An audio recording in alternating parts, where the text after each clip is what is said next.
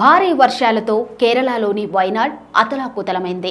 కొండ చర్యలు విరిగిపడి ఊళ్లకు ఊళ్లే బురదతో నిండిపోయింది. మెప్పాడి, ముండక్కై పట్టణం, చురాల్మాలలో ప్రకృతి బీభత్సం సృష్టించింది. దాదాపు 25 మంది ప్రాణాలు తీసింది. ఇంకా వందల మంది గల్లంతయ్యారు.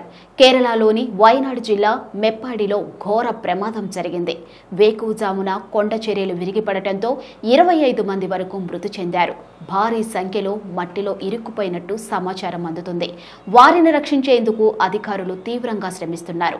మెప్పాడి ముండకైలో కురుస్తున్న భారీ వర్షాలకు వందల వాహనాలు కొట్టుకుపోయాయి. చాలా ఇళ్లు కొట్టుకుపోయాయి. ఇలా చాలా ఇళ్లు నీట మునిగాయి. ఇలాంటి విషాదం గతంలో ఎప్పుడూ చూడలేదని స్థానికులు ఆవేదన వ్యక్తం చేస్తున్నారు. అయిన వారిని కోల్పోయిన వారు కొందరైతే తమ వారు ఎలా ఉన్నారో తెలియక కన్నీరు మున్నూరు అవుతున్న వారు మరికొందరు. ఇలా బాధితులతో వైనాడు మొత్తం విషాద ఛాయల్లో మునిగిపోయింది.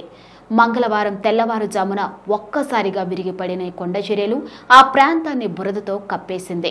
25 మంది వరకు చనిపోయారని, మరో 70 మంది వరకు గాయపడ్డారని ప్రభుత్వం అధికారికంగా ప్రకటించింది. ఇంకా వందల మంది శిథిలాల్లో చిక్కుకొని ఉన్నారని స్థానికులు చెబుతున్నారు.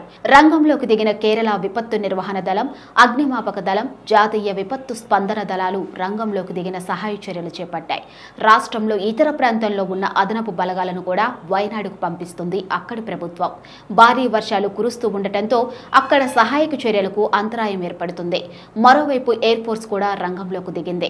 బాధితులను గుర్తించేందుకు MiG-17ను రంగంలోకి దించింది. ఇక అర్ధరాత్రి సమయంలో కొండ చర్యలు విరిగిపడ్డట్టు స్థానికులు చెబుతున్నారు. ఈ శిథిలాల్లో వందల మంది చిక్కుకున్నారని వారు వాపోతున్నారు. కొందరిని ఆసుపత్రికి తరలించి చికిత్స అందిస్తున్నారు. ఆచూకీ తెలియని వారి కోసం గాలిస్తున్నారు. ప్రమాదంపై సీఎం పినరై విజయన్ స్పందించారు. ప్రభుత్వ యంత్రాంగమంతా సహాయక చర్యల్లో పాల్గొంటుందని చెప్పారు. సహాయ చర్యల కోసం ప్రత్యేక శిబిరాలు ఏర్పాటు చేశామన్నారు. ఈ దుర్ఘటనపై కేరళ సీఎం విజయన్, ప్రధానమంత్రి మోదీ, లోక్సభలో ప్రతిపక్ష నేత రాహుల్ గాంధీ తీవ్ర దిగ్భ్రాంతి వ్యక్తం చేశారు. మృతుల కుటుంబాలకు 2 లక్షల రూపాయల పరిహారం ప్రకటించింది కేంద్రం.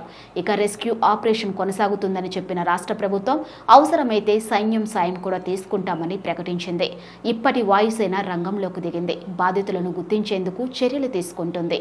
ఇక వైనాడు పరిస్థితి అలా ఉంటే వాతావరణ శాఖ మరో బాంబు పేల్చింది.